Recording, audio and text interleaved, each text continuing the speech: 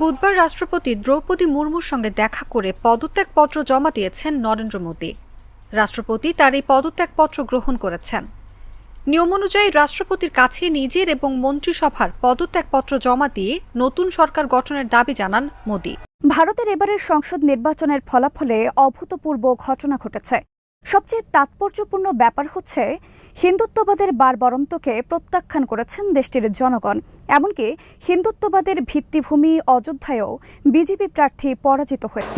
প্রধানমন্ত্রী পদ থেকে পদত্যাগ করল নরেন্দ্র মোদী। কেন পদত্যাগ করলো? এই পদত্যাগের ভিতরে কি রহস্য রয়েছে?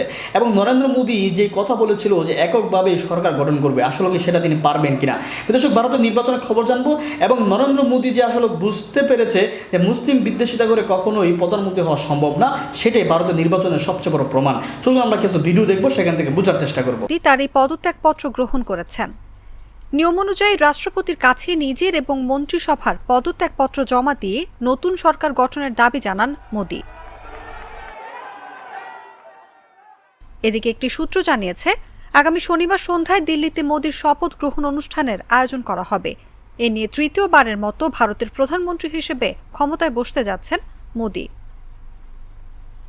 ভারতের 18তম লোকসভা নির্বাচনে কাঙ্ক্ষিত লক্ষ্য অর্জন করতে পারেনি বিজেপি। নির্বাচনে একক সংখ্যাগরিষ্ঠতা অর্জনে ব্যর্থ হয়েছে নরেন্দ্র মোদীর দল। 400 আসনে জয়ের যে লক্ষ্য ছিল তার ধারে কাছেও ঘেঁষতে পারেনি তারা। এমনকি বিজেপি এককভাবে 300 আসনও পার করতে পারেনি। 543 আসনের মধ্যে লোকসভায় সংখ্যা গরিষ্ঠতার জন্য প্রয়োজন ছিল 272টি আসন। বিজেপির নেতৃত্বাধীন জোট এই সংখ্যা পার করেছে। জোটের মধ্যে সবকিছু ঠিক থাকলে কেন্দ্রের সরকার গড়তে চলেছে এনডিএ এবং ফের প্রধানমন্ত্রী হচ্ছেন মোদী। ফলে প্রধানমন্ত্রী হিসেবে তৃতীয়বারের জন্য শপথ নিতে চলেছেন তিনি। এনডিএ মোট 292 আসনে জয়ী হয়েছে। এর মধ্যে বিজেপি পেয়েছে 240টি আসন। অন্যদিকে 99টি আসনে জয় পেয়েছে প্রধান বিরোধী দল ইন্ডিয়ান ন্যাশনাল কংগ্রেস। এই দলের নেতৃত্বাধীন ইন্ডিয়া জোট পেয়েছে 235টি আসন। এক দশক আগে ক্ষমতায় আসা মোদীকে এই প্রথমবার সরকার গঠনের জন্য জোটের অংশীদারদের উপর নির্ভর করতে হচ্ছে। জোট এনডিএ সরকার গঠন করলে এবং মোদী প্রধানমন্ত্রী হলে জওহরলাল নেহরুর পর তিনিই হবেন দ্বিতীয় ব্যক্তি যিনি পরপর 3বার প্রধানমন্ত্রীর আসনে বসতে চলেছেন। লোকসভা নির্বাচনের ফলাফলের পর্যালোচনা করতে বুধবারই বৈঠকে বসেন মোদী। বেলা 11:30টায় প্রধানমন্ত্রীর বাসভবনে বৈঠক শুরু হয়। এটাই ছিল দ্বিতীয় মোদী সরকারের মন্ত্রী পরিষদের শেষ বৈঠক।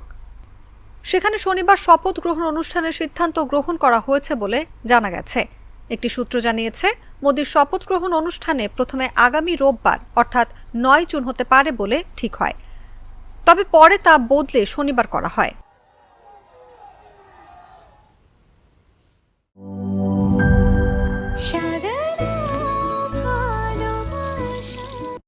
ভারতের এবারের সংসদ নির্বাচনের ফলাফলে অভূতপূর্ব ঘটনা ঘটেছে। সবচেয়ে তাৎপর্যপূর্ণ ব্যাপার হচ্ছে হিন্দুত্ববাদের বারবরন্তকে প্রত্যাখ্যান করেছেন দেশটির জনগণ। এমনকি হিন্দুত্ববাদের ভিত্তিভূমি অযোধ্যায়ও বিজেপি প্রার্থী পরাজিত হয়েছে। অন্যদিকে ইসলামপন্থী নেতা আসাদুদ্দিন ওয়াইসি সহ অন্তত 15 জন মুসলিম প্রার্থী বিজয়ী হয়েছেন। শুধু পশ্চিমবঙ্গে তৃণমূল কংগ্রেস ও কংগ্রেস থেকে নির্বাচিত হয়েছেন 7 জন মুসলিম প্রার্থী। এই নির্বাচনে বিজেপির সংখ্যাগরিষ্ঠতা পায়নি। ফলে নরেন্দ্র মোদী শেষ পর্যন্ত সরকার গঠনে সক্ষম হলেও তাকে অন্যের করুণার উপর নির্ভর করতে হবে। ভারতের নির্বাচনের ফলাফলের নানা দিক নিয়ে থাকছে ইলিয়াস হোসেনের প্রতিবেদনে।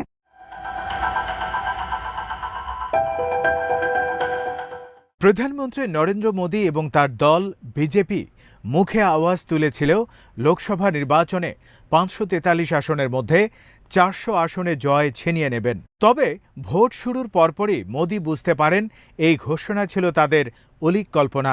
জনগণের সাড়া মেলেনি ভোট কেন্দ্রে। এরপরে মোদী তার তুরুপে তাস ছুড়ে দেন। মুসলিমদের বিরুদ্ধে বিদ্বেষ ঢেলে দেওয়ার পাশাপাশি উগ্র হিন্দুত্ববাদের লাগামহীন ঘোড়ায় সওয়ার হন তিনি।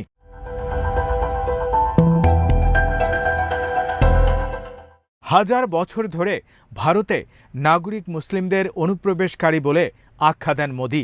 একদম ডাহা মিথ্যা বানিয়ে এমন উদ্ভট দাবিও করেন কংগ্রেস ক্ষমতায় এলে তারা হিন্দুদের সম্পদ মুসলিমদের দিয়ে দেবে।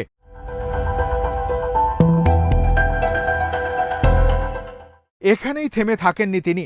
এক পর্যায়ে মোদি জানান, কেউ আমাকে মূর্খ ভাবতে পারেন, কেউ বা পাগল, কিন্তু আমি জানি ঈশ্বর আমাকে নির্দিষ্ট কিছু কাজের ভার দিয়ে মরতে পাঠিয়েছেন। সেই কাজ না সারা পর্যন্ত আমার মুক্তি নেই। গঙ্গা বিহারের সময় মোদি বলেন, তার মায়ের মৃত্যুর পর তিনি উপলব্ধি করেছেন হয়তো জৈবিকভাবে তার জন্ম হয়নি, স্বয়ং ঈশ্বর নির্দিষ্ট কিছু কাজ করানোর জন্য তাকে ধরাধামে পাঠিয়েছেন। যা কিছু করানোর পরমাত্মাই তাকে দিয়ে করিয়ে নিচ্ছেন।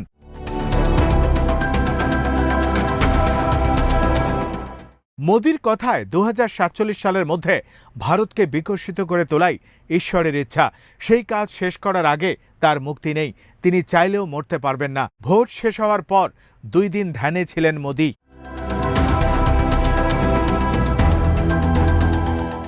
তবে তার এসব ধাপ্পাবাজি কাজে আসেনি। ভোটের ফলাফলে দেখা যায় মোদির এনডিএ জোট এবার লোকসভা নির্বাচনে 300 আসনের ঘড়ি ছুঁতে পারেনি। বিভিন্ন গণমাধ্যমের বুথ ফেরত জরিপের পূর্বাভাসকে মিথ্যা প্রমাণ করে 286 আসনে আটকে গেছে দেশটির ক্ষমতার কেন্দ্রে থাকা এনডিএ জোট। এ ফলাফলকে মোদির জন্য বড় ধাক্কা হিসেবে দেখা হচ্ছে।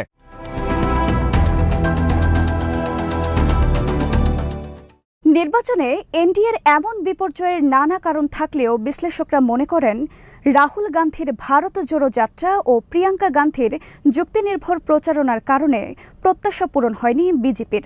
তবে বেসরকারি ফলাফল ঘোষণার পর প্রথম প্রতিক্রিয়ায় মোদি নিজেকে বিজয়ী দাবি করে বলেন, এটা বিশ্বের বৃহত্তম গণতন্ত্রের বিজয়। মানুষ টানা তৃতীয়বারের মতো এনডিএর ওপর আস্থা প্রকাশ করেছে। এটা ঐতিহাসিক ঘটনা।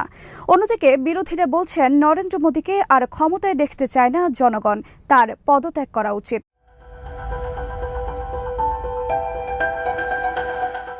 ভারতের কেন্দ্রে সরকার গড়তে প্রয়োজন 272 আসন। শেষ খবর পাওয়া পর্যন্ত বিরোধী কংগ্রেস নেতৃত্বাধীন ইন্ডিয়া জোট পেয়েছে 231 আসন।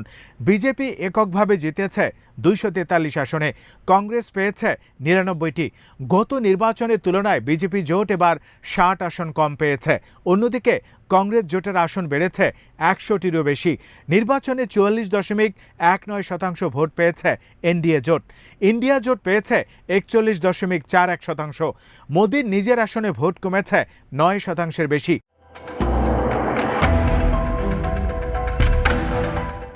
নির্বাচনে বিজেপির অনেক হেভিওয়েট প্রার্থীর পরাজয় হয়েছে। এর মধ্যে রয়েছে পশ্চিমবঙ্গ বিজেপির সাবেক সভাপতি দিলীপ ঘোষ এবং কেন্দ্রীয় মন্ত্রী স্মৃতি ইরানি।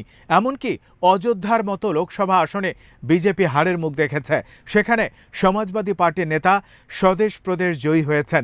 গত 22শে জানুয়ারি ভোটের আগে তড়িঘড়ি করে অযোধ্যায় রাম মন্দিরের প্রাণ প্রতিষ্ঠা করেন নরেন্দ্র মোদী। নির্বাচনী প্রচারণায় বিজেপি রাম মন্দির সামনে আনতে চাইলেও শেষ পর্যন্ত বিরোধীদের বেকারত্ব, মূল্যস্ফীতির মতো ইস্যুর কাছে তা পেরে ওঠেনি।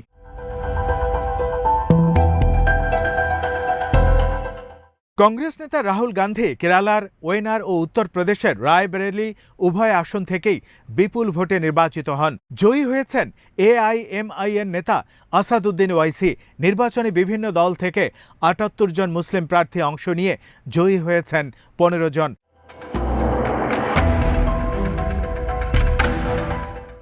উত্তরপ্রদেশের বহুল আলোচিত আসন আমেথি থেকে বিস্ময়কর জয় পেয়েছেন কংগ্রেসের কিশোরীলাল শর্মা। নির্বাচনে এই আসনের দিকে সবার বিশেষ নজর ছিল। এটি গান্ধী পরিবারের আসন হিসেবে পরিচিত থাকলেও 2019 সালের লোকসভা নির্বাচনে এখানে জয় পান বিজেপি নেতা অভিনেত্রী স্মৃতি ইরানি। তিনি রাহুল গান্ধীকে হারিয়ে দেন। এবার আমেথি থেকে রাহুল গান্ধী প্রার্থী না হলেও কিশোরীলাল শর্মাকে প্রার্থী করা হয়। এই কিশোরীলাল গান্ধী পরিবারের আস্থাভাজন হলেও রাজনীতিতে তিনি সবসময় থেকেছেন অন্তরালের নায়ক। এবার বিজেপি নেতৃত্বাধীন ভারতের কেন্দ্রীয় সরকারের সাবেক মন্ত্রী স্মৃতি ইরানিকে হারিয়ে তিনি চমক দেখিয়েছেন। তিনি 1,60,000 ভোটের ব্যবধানে তাকে পরাজিত করেন।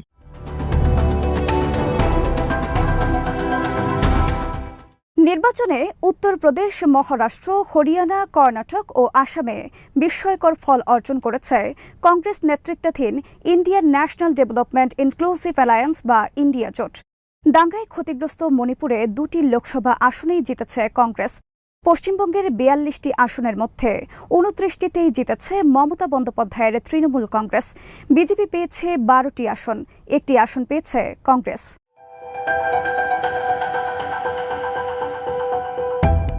সাত দফার ভোট চলাকালে পশ্চিমবঙ্গে এসে দফায় দফায় সভা সমাবেশ করে গেছেন মোদি। সেক্ষেত্রে বিজেপির প্রত্যাশা ছিল আরও অনেক বেশি।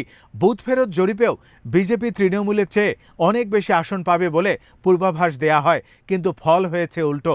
2019 সালের নির্বাচনে বিজেপি 18টি ও তৃণমূল কংগ্রেস 22টি আসনে জয় পেয়েছিল।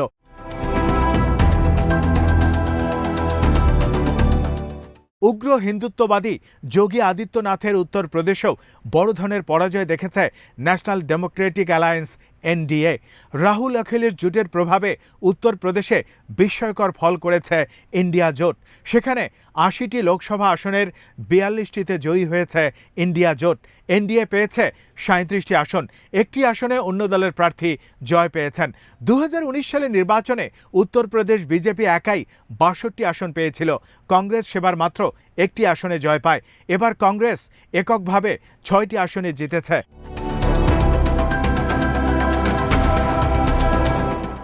2019 সালে বিজেপি একাই 303 আসনে জয় পেয়েছিল।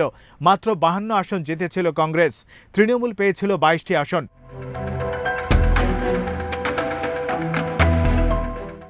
নির্বাচনে বড় প্রভাবক হিসেবে কাজ করে থাকতে পারে কংগ্রেস নেতা রাহুল গান্ধীর ভারত জোড়ো যাত্রা। দুইবার ভারত জোড়ো যাত্রায় রাহুল দেশের বিভিন্ন রাজ্য ঘুরে ঘুরে সমাবেশ করেন। এ সময় তিনি মূল্যস্ফীতি ও বেকারত্ব নিয়ে মোদী সরকারের সমালোচনা করেন। এছাড়া কৃষক আন্দোলন ও বিরোধী রাজনীতিকদের উপর দমনপীড়নের প্রভাব পড়েছে নির্বাচনে।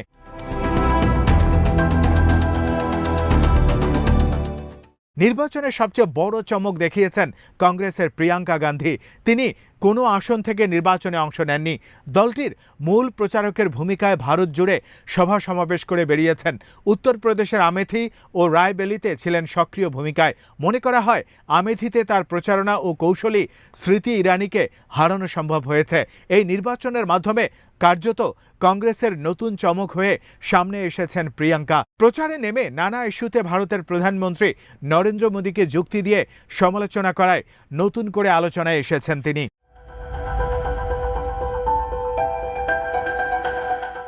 তীব্র তাপদাহের মধ্যে গত 19 এপ্রিল শুরু হওয়া ভারতের 7 দফা নির্বাচন শেষ হয় গত 1 জুন।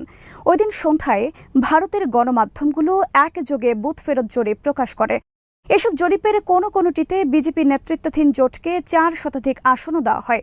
প্রায় প্রতিটির পূর্বাভাসে বলা হয় বিজেপির নেতৃত্বাধীন এনডিএ জোট 350-র বেশি আসন পেতে যাচ্ছে। নির্বাচনের ফলাফল এসব পূর্বাভাস ও ভবিষ্যৎবাণী ভুল প্রমাণ করেছে।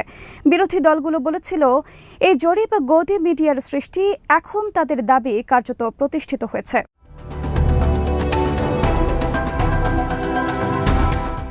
ভোটের সাফল্য প্রসঙ্গে রাহুল গান্ধী বলেন, জনগণ মোদী নেতৃত্বাধীন বিজেপিকে শাস্তি দিয়েছে। এদেশের মানুষের প্রতি আমার আস্থা সবসময় ছিল। ভারতের জনগণ চায় না নরেন্দ্র মোদী ও অমিত শাহ দেশ শাসন করুন। কংগ্রেস সভাপতি মল্লিকার্জুন খার্গে বলেছেন, নির্বাচনে ফলাফল ভারতের প্রধানমন্ত্রী নরেন্দ্র মোদীর জন্য নৈতিক ও রাজনৈতিক পরাজয়। একই সুরে কথা বলেছেন বর্ষিয়ান কংগ্রেস নেতা জয়রাম রমেশ। তিনি বলেন, নির্বাচনে ইন্ডিয়া জোট সংখ্যাগরিষ্ঠতা পায়নি, এটা সত্য। তবে এই ফল বিজেপির জন্য নৈতিক পরাজয়। মোদির উচিত পদত্যাগ করা, আর এটাই এই নির্বাচনের মূল বার্তা।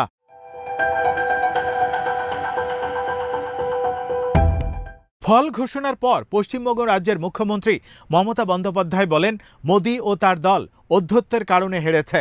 আল জাজিরাকে তিনি বলেছেন, আমি খুশি যে প্রধানমন্ত্রী মোদি সংখ্যাগরিষ্ঠতা পাননি, তিনি গ্রহণযোগ্যতা হারিয়েছেন, তার উচিত অবিলম্বে পদত্যাগ করা। মমতা বলেন, অনেক নির্মমতা, বিপুল পরিমাণে অর্থ ব্যয়, অধ্যত্ব সবকিছুর পর ইন্ডিয়া জোট জিতেছে, মোদি হেরেছেন, তার অযোধ্যার মতো আসনেও হেরেছেন।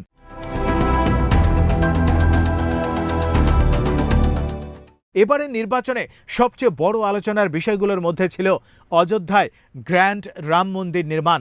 এটি 1980 দশক থেকে বিজেপির নির্বাচনী প্রতিশ্রুতি ছিল।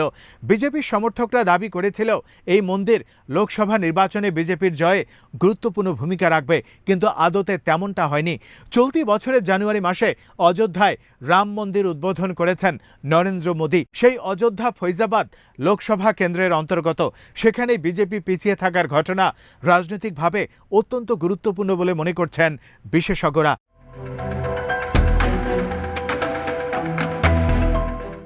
2019 সালে রাম মন্দির ইস্যু ছিল বিজেপির। অযোধ্যার রাম মন্দির তৈরির আশ্বাস দিয়েছিল পদ্ম শিবির। সেই আশ্বাস রেখেই 2024 সালের গত জানুয়ারিতে রাম মন্দির উদ্বোধন করা হয়। বিজেপি সারা ভারতেই এই ইস্যু নিয়ে প্রবল প্রচার করেছে। লোকসভা নির্বাচনের প্রচারে বারবার রাম মন্দির প্রসঙ্গ তুলে এনেছেন নরেন্দ্র মোদী, কিন্তু সেই অযোধ্যার ঘাঁটিতেই হারল বিজেপি।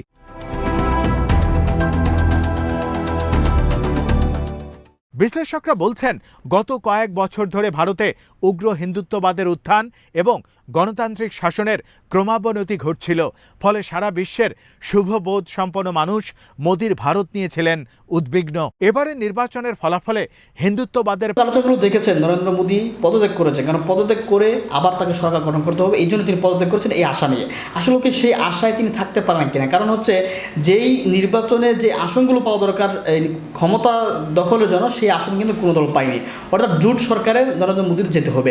এখন নরেন্দ্র মোদীর সাথে যে জোট না করে তারা যদি রাহুল গান্ধী জোট করে, তাহলে কিন্তু রাহুল গান্ধী প্রধানমন্ত্রী বা সরকার গঠন করতে পারবে। দেখা যাক সামনে তাদের কি হয়। আমরা জানি বুধবার একটা মিটিং রয়েছে, আজকে সেই মিটিংয়ের সিদ্ধান্ত হবে যে তারা আসলে কার সাথে কে জোট করবে।